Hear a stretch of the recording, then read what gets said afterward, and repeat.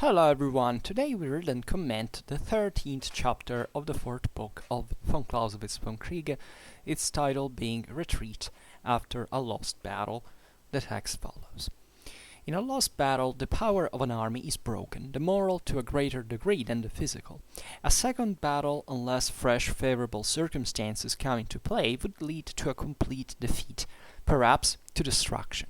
This is a military axiom. According to the usual course, the retreat is continued up to that point where the equilibrium of forces is restored, either by reinforcements or by the protection of strong fortresses or by great defensive positions afforded by the country or by a separation of the enemy's force.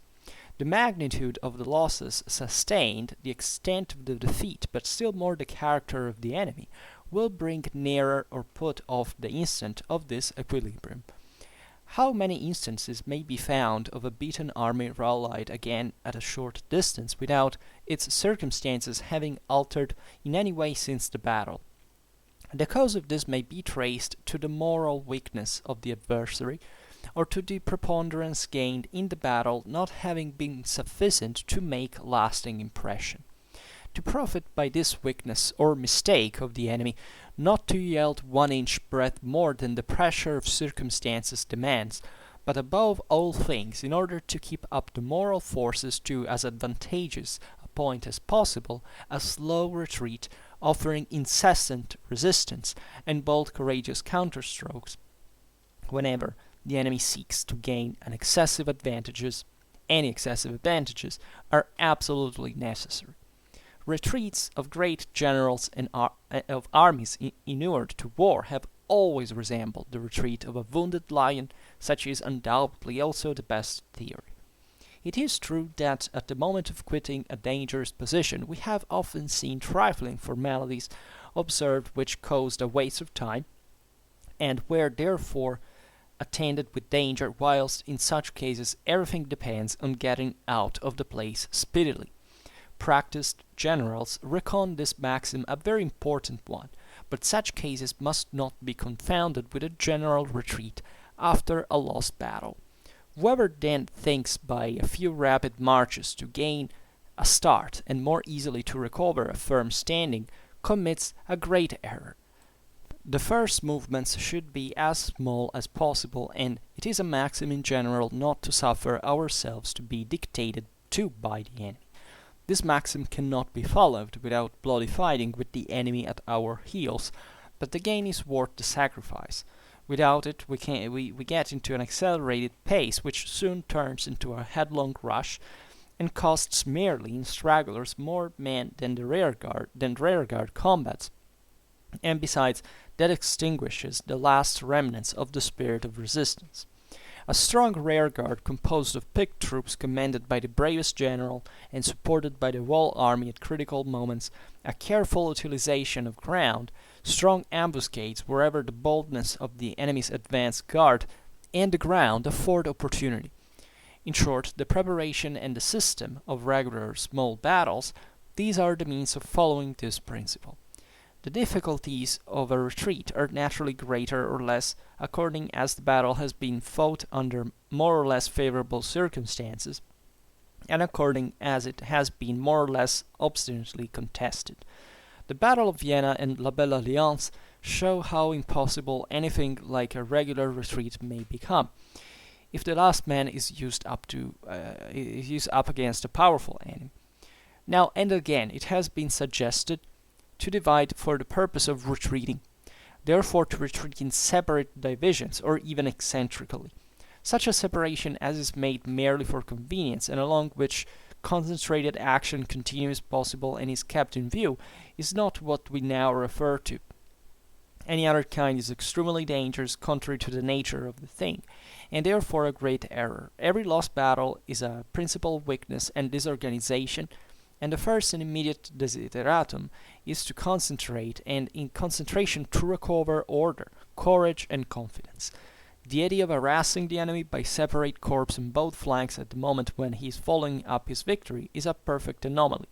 A faint-hearted pedant might be overawed by his enemy in that manner, and for such a case it may answer. but where we are not sure of this failing in our opponent, it is better let alone.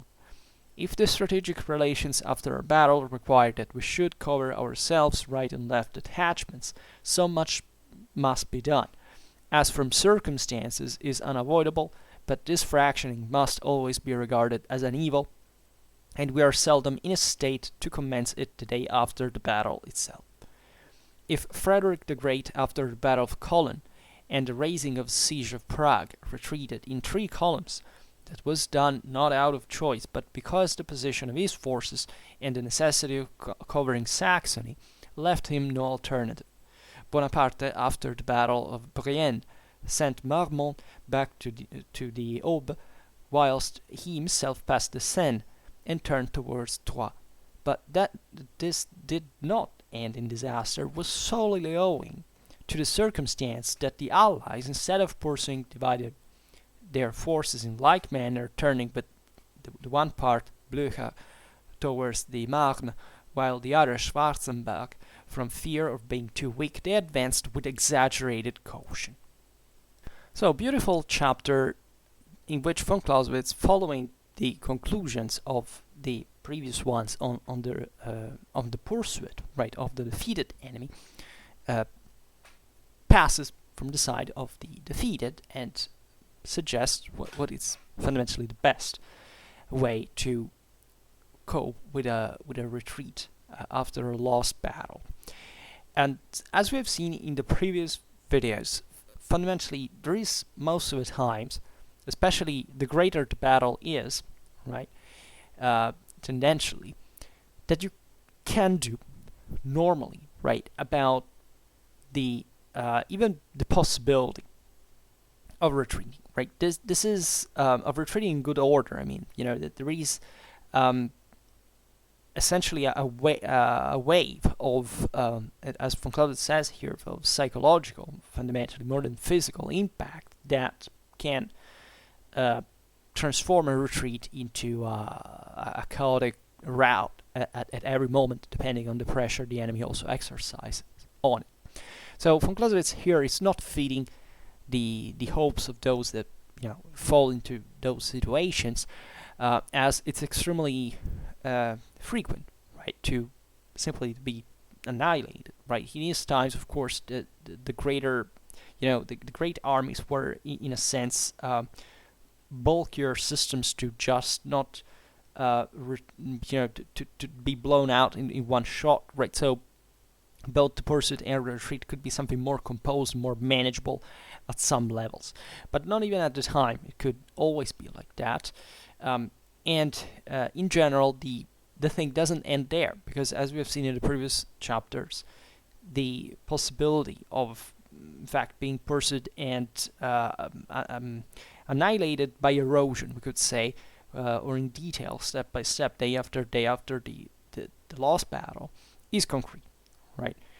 So von Clausewitz here, we'll read it. You have listened to it. Basically, it says, retreat slowly. Don't think that a hasty maneuver is what will help you maintain the cohesion. That at this point is the most fragile thing you can think of. And without that cohesion, you will not do much about it. So those that suggest, because it was suggested also by great generals, that's what he's referring to specifically, to split forces for the sake of retreat, is a mistake, right? You can't do it. You can't do some of the most sophisticated things in terms of, the detachments and so on, but tendentially that is going to worsen the situation. That sometimes is a necessity, because you may, just the forces are deployed in a way that are better to have them retreating on different routes, but it's not advisable, because what you're trying fundamentally to gain after the defeat is that level of cohesion that helps to make the army regain a spirit, in fact, unison direction, we could say, and therefore it's not advisable. But it's a pretty desperate situation anyhow. Then he also addresses the possibility of fighting again, but that mostly depends, as we've seen, in circumstances that, first of all, are proper specifically of another tactical engagement, but that are also quite rare, right? The larger the battle's been, and naturally the greater the intensity of the defeat has been as well. And that was what the battle was there for, right? To determine whether, who was the stronger. And, if you're being weakened by defeat, chances are that unless some other factor intervenes from the outside, the contest between those two forces has been already settled, and if you're going to fight again, it's most of the times just to be defeated again at that point. As if you have been defeated, of course. So, okay, retreat after lost battle, and he says, lost battle, the power of an army is broken, the moral to a greater degree than the physical. We have seen it in previous chapters. And it says, a second battle, and this is what we just said, unless fresh, favorable circumstances come into play, would lead to a complete defeat, perhaps to destruction, right? This is a military axiom, even. So he is very, straightforward, very definitive on this point, right? It's we could say it's a mathematical equation if he hadn't said naturally, in boundaries. It's the field in which you can make at least those kind of calculations, but properly speaking, we're talking about a certain broader quantities of forces that, once again, unless something has intervened to reequilibrate the situation, are not going to be sensibly altered. And the battle is usually not much about, a place not where to get, theoretically to get the upper hand on the enemy so that you can push him to fight in a situation that is unfavorable. You can wipe out as many forces of his as you can. But the larger battle is, and this is absolutely true military, historically speaking, from a statistical point of view, the odds are more balanced. That is, the larger the armies that meet in open field, the more leveled, let's say, the odds are, right? So it's as if, there was a scale, and after this big battle, it's, the greatest blow you can give to one side, it lowers its weight, and at a point that consistently, from a physical, in the sense of properly the physical reality of moral and physical bodily exertion, like, cannot be restored, because troops have been literally destroyed, right? It's not that they are the same thing the word before. The system is weakened, is shattered, is disordered. It's simply another thing, and it has to structure itself on narrower basis than the ones you had before. So it's a bad situation. Then he goes on and says, according to the usual course, the retreat is continued up to that point where the equilibrium of forces is restored either by reinforcements or by protection of strong fortresses or by great defensive positions afforded by the country or by a separation of the enemy's force. Right? So what can come to alter this imbalance after the battle is what, in a way, drives the retreat as well, right? We've seen it in previous chapters, especially, you have this during the retreat, this positive object of reaching, in fact, either a more favorable position or, wherever, resources, reinforcement, whatever. So it becomes a race, in a way, depending also on the defeated, on the winners. Let's say, here there is the broader strategical background that we do not know. So, in fact, von Clausewitz here even hypothesizes the separation of the enemy's force, right? Maybe the enemy at that point, just needed to defeat it at the point and going somewhere else, right? That's what the Confederates could do, for example, before, instead of attacking the Union at Gettysburg after having driven them there. So it's perfectly feasible. But when there is a retreat, in fact, it's because also the winner has decided to engage himself into it, because even if he has some strategic goal to win from it. So you understand these examples are clear. So then von Clausewitz writes, the magnitude of the losses sustained, the extent of the defeat, but still more the character of the enemy, will bring nearer or put off the instant of disequilibrium. Right? This is fascinating as a remark, because it says, it's not even as much as how many forces have been literally cut down, how many people have been killed, how many resources have been spent or destroyed, the extent of the defeat even as such. But we're talking about the retreat specifically, and the complementary pursuit, as we have just said. It's really what the character, for Clausewitz says of the enemy, but also your own, of course, at all times, is what is going to make more difference, right? And this is particularly important because we've seen in the previous chapters how a pursuit is an extremely difficult thing to do for the winner himself, right? And considering also that he has way less pressure now than you have. So that is always to be, the moral force is the dominating aspect of this. So then he goes on and says, how many instances may be found of a beaten army rallied again a short distance without its circumstances having altered in any way since the battle? The cause of this may be traced to the moral weakness of the adversary, or to the preponderance gained in the battle not having been sufficient to make lasting impression. Alright, so there are cases, of course, in which after a defeat the army gathers once again, reunites, and is able even to fight again. So this depends on all these factors that we have just listed, on what the battle's been about. Not all battles and devastating, devastatingly clear outcome, right? And also there is this capacity of, what's the enemy doing about it, or what you are doing about it, that really matters. This is naturally, as much as the commanders are concerned, but it depends on the virtue of the army and all these other factors that we've seen in the Vom Kriege already. Are a bit at the core of the thing, at least as far as the collective movement is concerned. So collective action is concerned. Then Clausewitz says, to profit by this weakness or mistake of the enemy. So he's talking specifically from the side of the defeated, and that observes that the enemy is not going to pursue him particularly energically, let's say, not to yield 1 inch breadth more than the pressure of circumstances demands, but above all things, in order to keep up the moral forces to as advantageous a point as possible, a slow retreat, offering incessant resistance, and bold, courageous counterstrokes whenever the enemy seeks to gain any excessive advantages are absolutely necessary. What does this mean? It means, as we will see better now, that in that circumstance, which obviously the thing is still at your disfavor, right? It's not that you have been defeated, okay, well, never mind. It's pretty unlikely that, especially as bad as you're defeated, the enemy is not going to pursue you. It can happen, but it's rare, right? It's especially the larger the battle has been, in a way.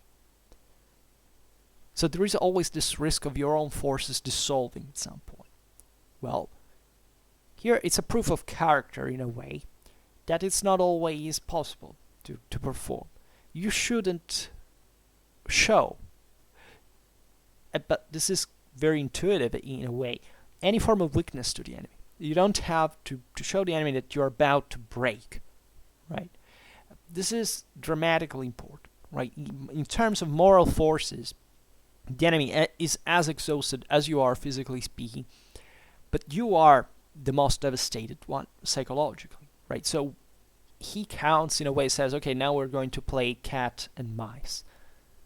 If you strike back, this is going to shake him, right? He's saying, okay, well, we have to cope with an enemy that after all is still not that defeated, and there's been a freaking defeat that these guys have suffered, and they keep holding on, right? And not only, but von Clausewitz advocates for these counter-strikes, the counterstrokes, this showing really a face of continuous resistance, right? And says it's absolutely necessary. So it's not an option, right? If you can, you must do it, because that's exactly probably it's the riskiest of the situations, right? Because it's not over yet. It's not just you've lost the battle. You managed to come out of there some good order, as most armies tendentially, the largest one tend to do in a way. So this is the moment in which you can't be finished to be wiped out. So you're one step away from annihilation, and therefore it's the moment in which you can at least afford to show further weakness in this regard. And it's also a complicated situation because the enemy is, is coming out of a battle. Like, it's not that these forces are particularly orderly and fresh, and they have suffered. They have seen what the horror of the thing is being about. So if you give them even just the impression that you're not going to break at that point, they're saying, okay, but we have already defeated these guys. Why do we have? We've seen it in the last chapter. The commander has to struggle against the laziness of human nature that says, okay, we have defeated these guys. Okay, now why would you have to press on them? So again, let's stop, let's slow down. That's what you want, right? As a defeated, that's what you want the enemy to do. That is, in a way, to give up part of the pursuit in this way. And this incessant resistance is described like this by Von Clausewitz. It says, retreats of great generals and armies inured to war have always resembled the retreat of a wounded lion. Such is undoubtedly also the best theory, right? So you don't give up. And believe me, this is, like, in military terms, perhaps the single most important thing that reveals also the centrality of the moral force in every circumstance, right? Not just in war, but in life. It's about how much. It's not even important if you win or you lose. It's how you are able to cope with the situation and how you don't break and you don't give up, right? And there are situations in which this, and especially war, it has to be brought to the extreme consequence, right? Here the objective is not necessarily to save people's lives. I mean, the ones of the army. You may even be required to die yourself to save others, like it often happens to retreats, for example. So we're talking about a dimension that, fortunately, in the civilian environment, does not belong to us. Definitely on a regular basis, to say the least, and that yet it's necessary in these circumstances, and generally speaking, in many others that we really don't. It's like hiring or lowering our moral standards, right? But the idea of having defeated, having fought, right, and not having given up, is, in terms of military glory and honor, mostly the most important thing, because that really has saved someone's life in terms of what you're fighting for, right? And that falls on you, on your responsibility. So this is not something for poor commanders or bad armies, right? This is something that really shows the character of the wall, and it's rare to find. Naturally, there are situations in which the best general in armies can be wiped out, right, and break and rout, and it's plenty of examples, historically speaking, of this. There's no doubt. You can't save everything, right? The Vom Kriege, as we've seen, is properly a game in which there is a certain chance you're going to be destroyed completely, and you can't properly do much about it, right? You're going to influence the thing, but it may not be enough, right? There's not a positive way to win a war, for sure, right? But it doesn't come even close to that. It's mostly nobody knows before the beginning because the odds are so, like, you can't tell. So you're implicitly risking this all the time. And that's why it's so important that in the realm of danger, as von Clausewitz defines war, this is like properly the moral standard you're required at all circumstances. And it's pretty damn difficult to find. Then von Clausewitz writes, "It is true that at the moment of quitting a dangerous position we have often seen trifling formalities observed which caused a waste of time, and were therefore attended with danger, whilst, in such cases, everything depends on getting out of the place speedily." Right? So the speed of the retreat is important, could say at an operational level. That is to say, it's not much about how much space you cover, but how quick and ready you are to maneuver in those situations, right? Which once again has not specifically to do with the physical velocity of the thing, on the contrary, as we've just seen. And von Clausewitz said, "Practiced generals reckon this maxim a very important one. They know it. This reveals also the quality of the army, the reliability of the troops. But such cases must not be confounded," von Clausewitz writes, "with a general retreat after a lost battle." Right? Whoever then, let's explain what it means. It says, "Whoever then thinks by a few rapid marches to gain a start, and more easily to recover a firm standing, commits a great error." Right? It's not by hurrying up, by speeding up, by getting spatially out of the way as soon as you can, going to make any good most of the times. It says the first movements should be as small as possible, and it is a maxim in general not to suffer ourselves to be dictated by the enemy. Right?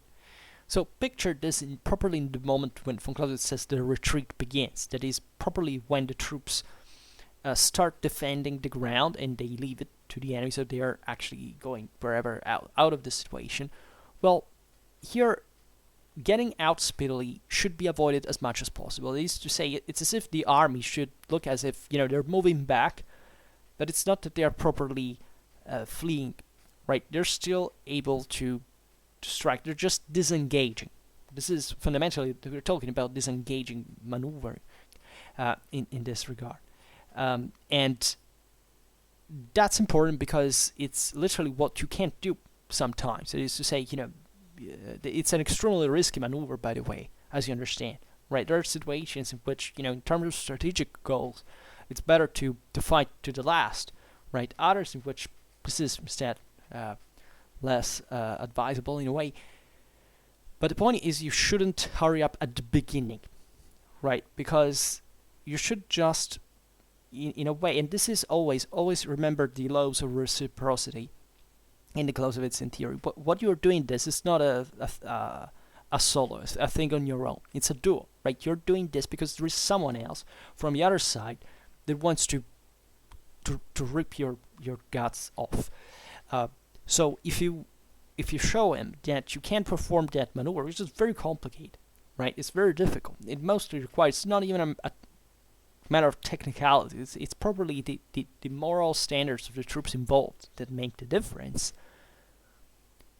The idea is that he will not lower his guard, and as a consequence will not unleash the pursuing troops that are normally the ones that harass you while you're retreating, as we've seen in the previous chapter.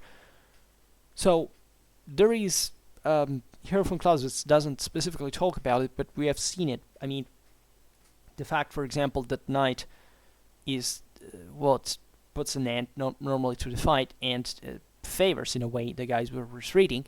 So that, for example, for the sake of of course, the preservation of your own forces is advisable to do, right? You don't want to route in full daylight where everybody can pursue, and things are going to become more dramatic. So it's extremely important at this point not to lose cohesion, not to hurry up for the sake of, hey, the quickest we go away, the better it's going to be. No, that's going to damage your cohesion. It's going to show the enemy you're weak, you're anxious to get out of the way. You must move slowly. Most of the time, so you'll always remember in the theory of the art of war, the Vom Kriege describes, there is no thing like it's always like this, but it's on average like this, and in this specific case, it's a must. on average, right? Also, and naturally, the most important thing also Clausewitz says is in this, do not leave much initiative to the enemy himself, right? As we've seen, harass him in turn, counter-strike and all this stuff, so that you can show that you still have energies to spare, and that you're not a passive thing you can target whilst getting away. Do not play the enemy's game. Even if the situation is that bad, because you're basically losing the battle and you're getting out of the way.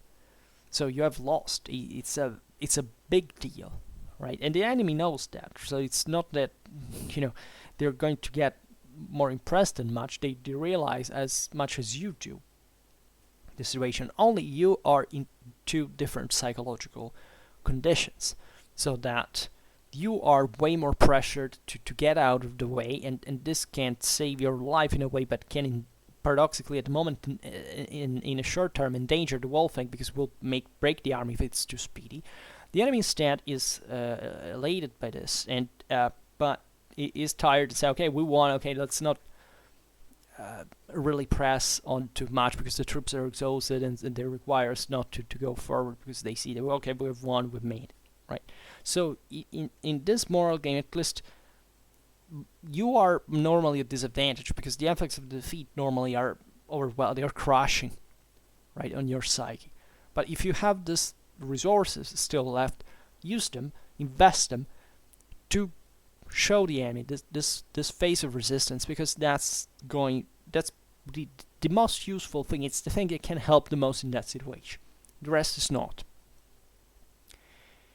And the proof that this form of retreat is hard, von Clausewitz writes, this is never to be forgotten, everything in war has its price, there is no shortcut, right? It says this maxim cannot be followed without bloody fighting with the enemy at our heels, right? This is not going, okay, that's a show. War is about killing.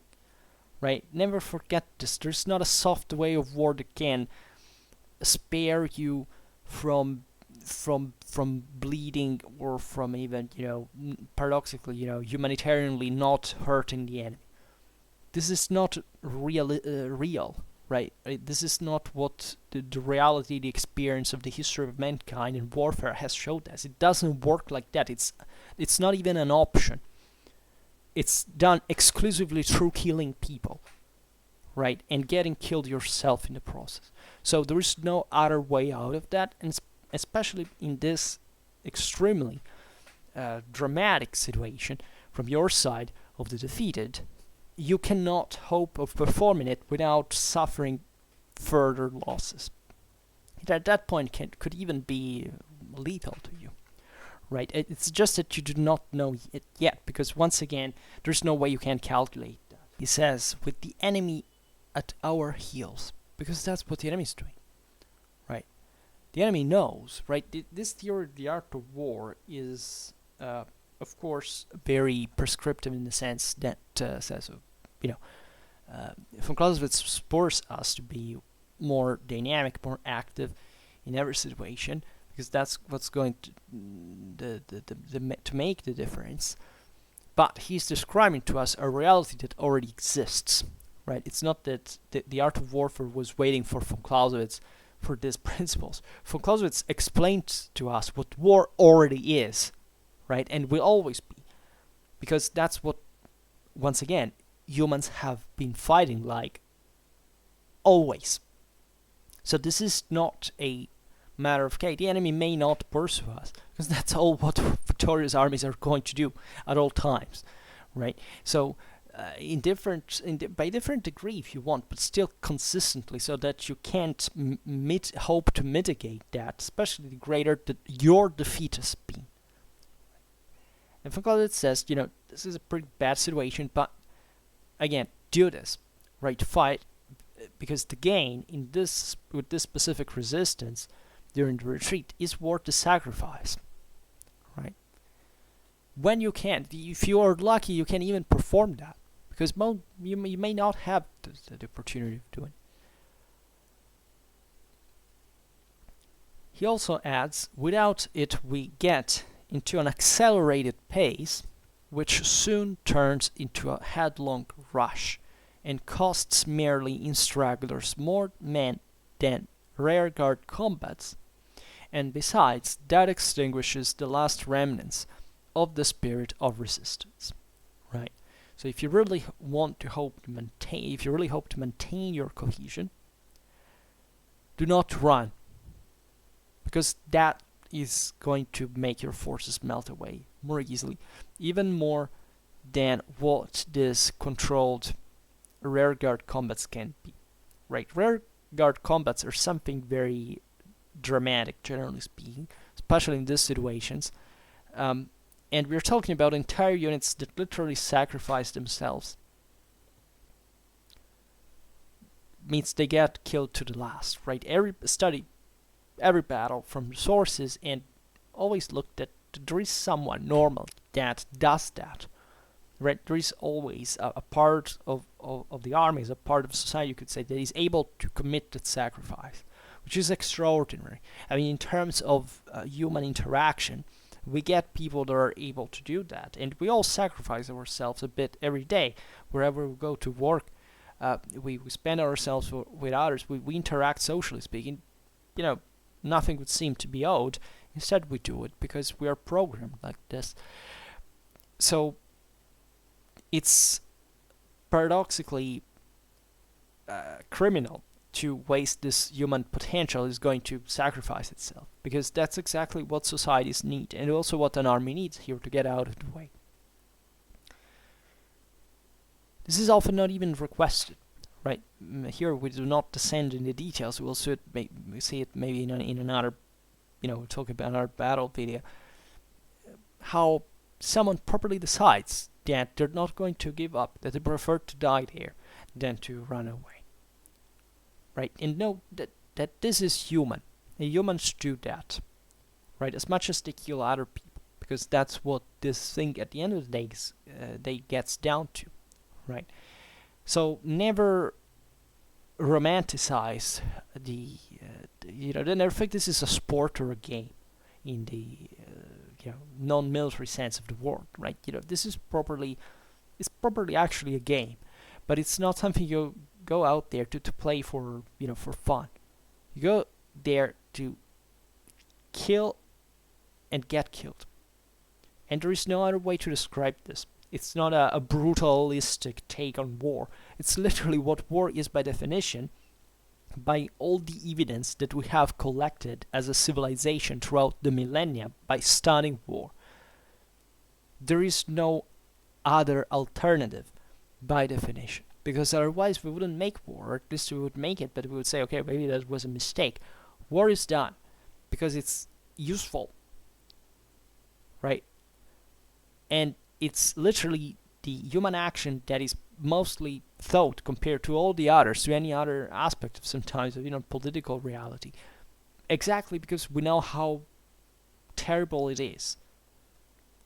And always remember, this is just a political move. You decide to use violence. That's all what war is. It's not there's not a difference between a guy throwing a punch in the face of another and a country invading another. It's literally the same thing. It has nothing to do with the scale, with the degree. It's if it is violence, that's it, right? That's war, and it works exactly in the same way.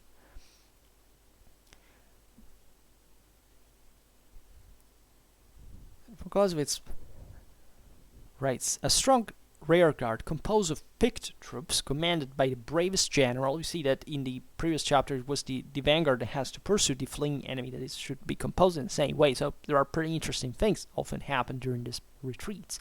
And supported by the whole army at critical moments, a careful utilization of ground, strong ambuscades wherever the boldness of the enemy's advance guard and the ground afford opportunity.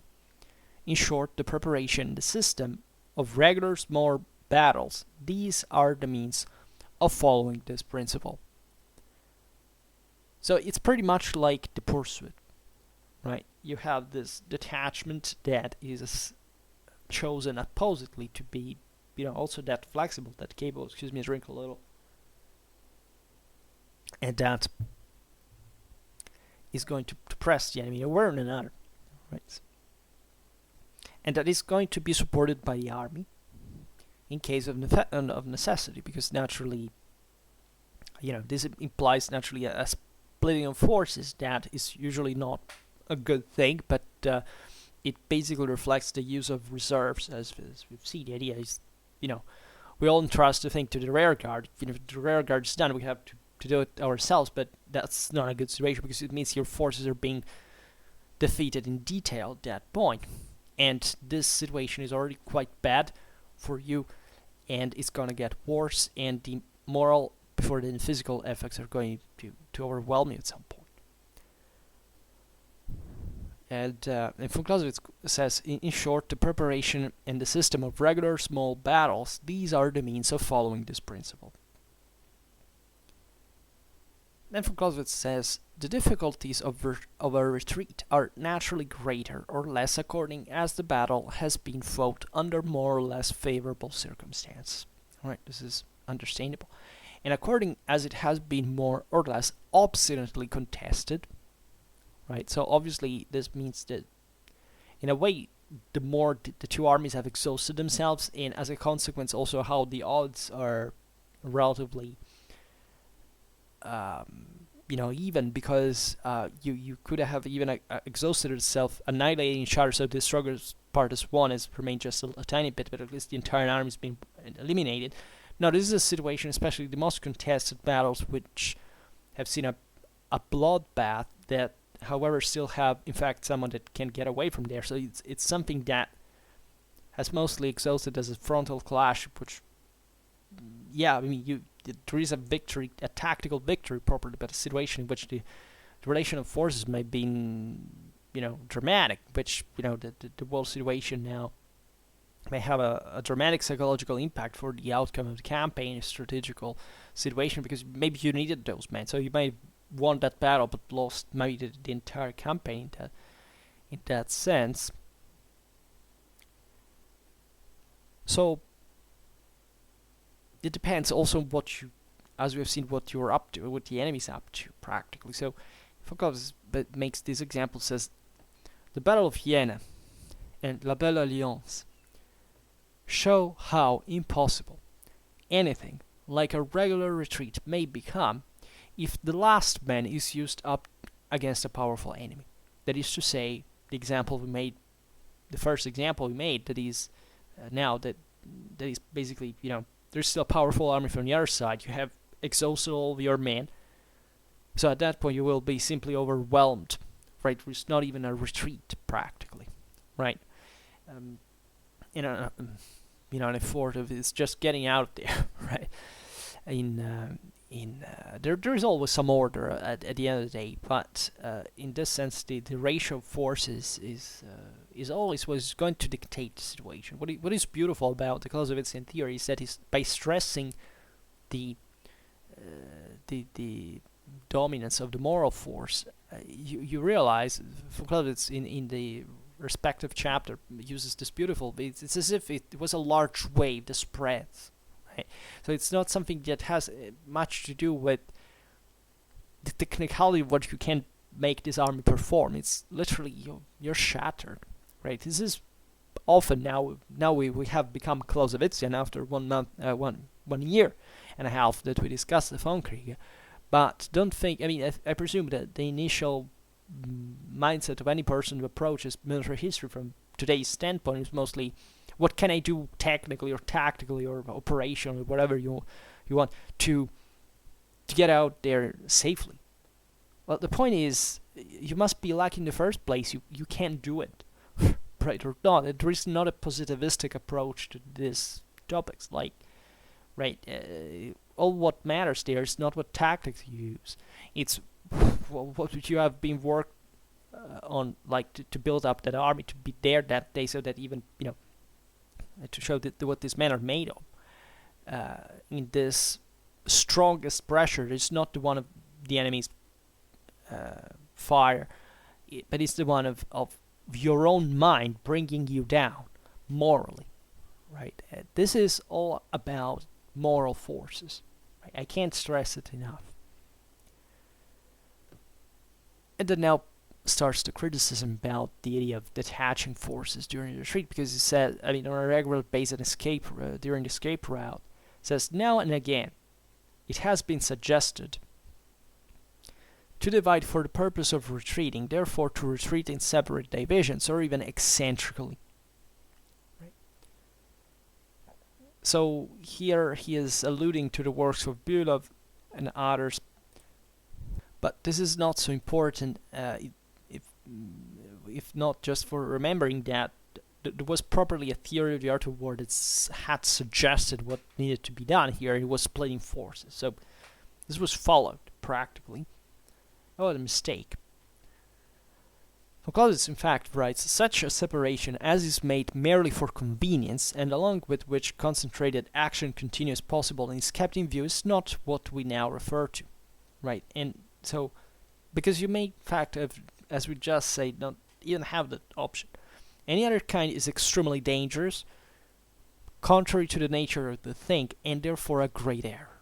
That is to say, okay, if you're going to get out during the retreat in separated columns for a contingent reason for which it's valid, because whatever the strategic theater is about, fine, of course it can happen, but as properly a concept in terms of thinking that since you have been defeated, the retreat should be made about splitting forces by the foe, is a mistake. It's a great mistake, because what you should be trying to do that, and you are in a luxurious position if you can't afford to retreat in, even with this commodity, right? Is instead to concentrate forces as much as you can, because that's what's going to, spread confidence once again in your troops.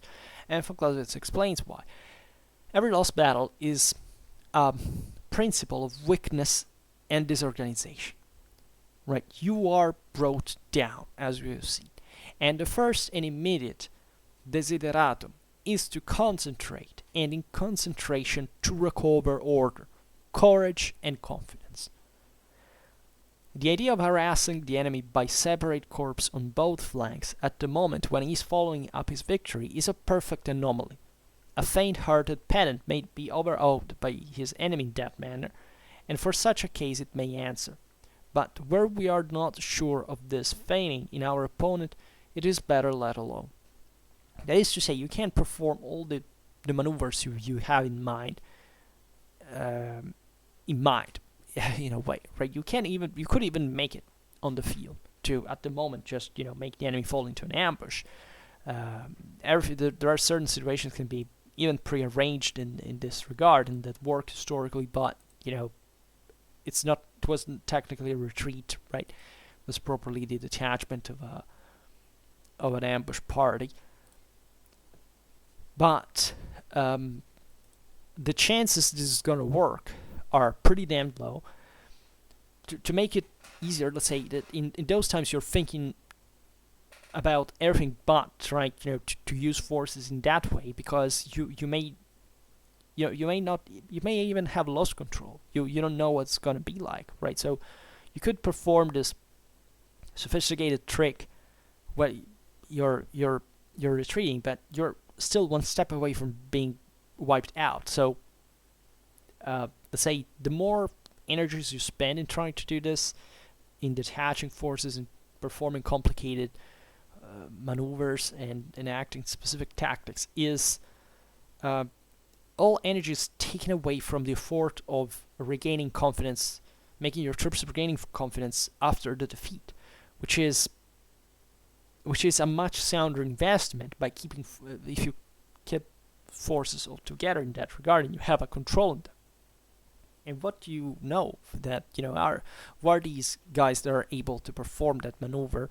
They perfectly know what it is. I mean, look at the annals of military history. That's why I was specifically talking about ambush parties, because those at least were, literally chunks of army that were predisposed to surprise the enemy when, in case your army of being broken and they had lowered the guard, you fall on their flank or whatever, and they're done, right? There are, but that's a very different thing. That's even properly starting the battle, saying, okay, that's going to happen. So it's all an ambush in a way. This is a very different thing, right? There is not a tactical formula, a magic trick. You say, okay, now I'm retreating. I will perform this tactic, and I will, stop the enemy now. I will gain enough time, right? There is something in between in a way. But the truth is that also the more you detach forces in that situation, the more likely is that they're going to evaporate, because they're cut out from the main force, and their morale is going to sink as the enemy is approaching, right? So it's a very practical realization. Von Clausewitz says, if the strategic relations after a battle require that we should cover ourselves right and left by detachments, so much must be done, right? You may find situation depending on the terrain, which this is a thing, right? I think, I don't know, you're crossing a bridge. You need someone guarding the bridge where you're doing this. You might do it from a maybe there are buildings, right? There are interesting angles of fire to exploit. Yeah, it's kind of small tactics. Can work. It's if that's really that bad, your mind is going to sort out something. As we've seen in the Vom Kriege, what really counts in here is the intuition. It's not pre-established positive rational approach to what you will do in a situation like that, because you don't even know what contingental is going to be like, right? So that's also where certain units basically sacrifice themselves, and not all units can perform those tasks. But von Clausewitz adds, but this fractioning, right? So, as he says, as from circumstances is unavoidable. So, if you're really forced by it, so at that point, okay, but this fractioning must always be regarded as an evil, and in fact it is, right? It would have been better if those troops had remained all together, even just during the retreat. It's just that the enemy is pressing on, so you must sacrifice some unit to perform that maneuver, so that the mass of the troops are going to get out of there. And we are seldom in a state to commence it the day after the battle itself, right?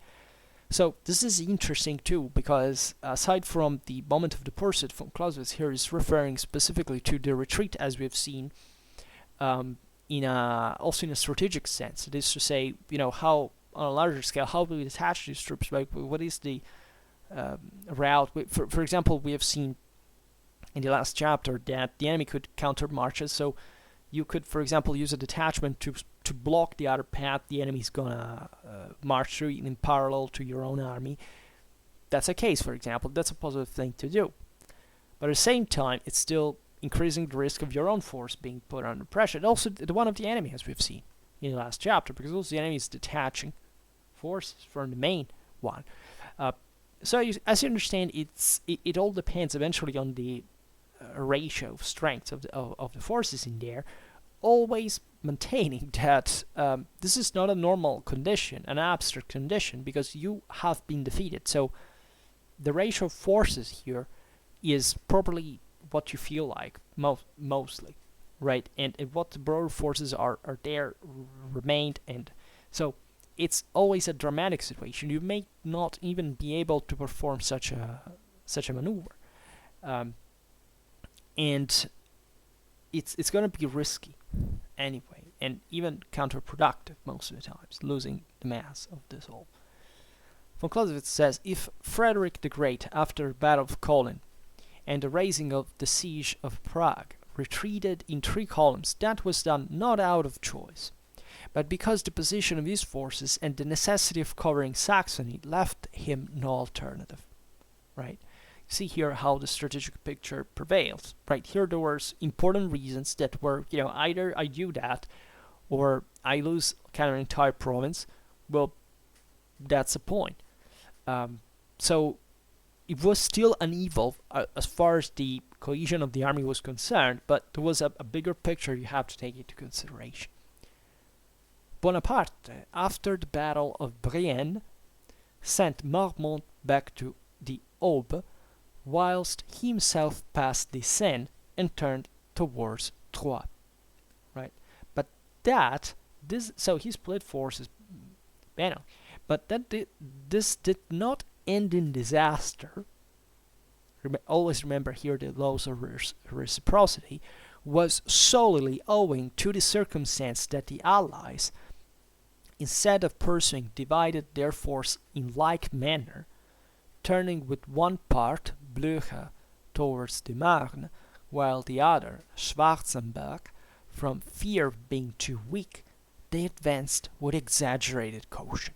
And we've seen in the previous chapter how at some point von Clausewitz says, en passant with all these mechanisms, he says, by the way, meanwhile, you should detach as many forces as you can to block the enemy routes of escape, seizing magazines, fortresses, all the stuff. So obviously with the due caution, the due prudence, but always bear in mind that as a victorious army, you have this upper hand that you should be exploiting at the moment, given that the enemy is so vulnerable. So you also have more, not necessarily specifically room for maneuvering, but let's say you're probably the one that's dictating the thing, because you're the pursuer, right? The guys are retreating on their own for some other reason, but overwhelmingly the point is that you have defeated them in battle, and they know that if they fight against you again, they're going to be defeated. So the first thing is getting out of your side, right? Getting out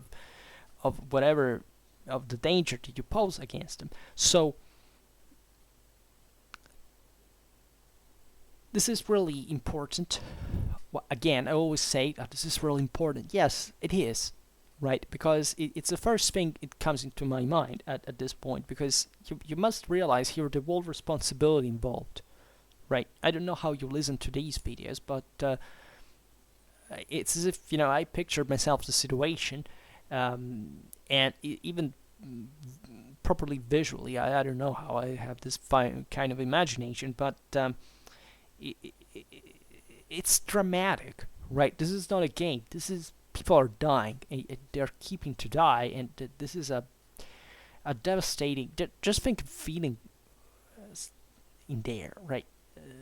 What it's like, right? I don't know, but I presume most of you don't either. But it doesn't take much to understand this is a disastrous situation. And we complain about our daily problems, but there can surely be very serious. But think about what this is about. The feeling of hopelessness, especially of a defeated arm. It's humiliating. It's discouraging. It's devastating, right? And never underestimate this. This is not about a mechanic game, right? This is not simply, let's say, a game of probability.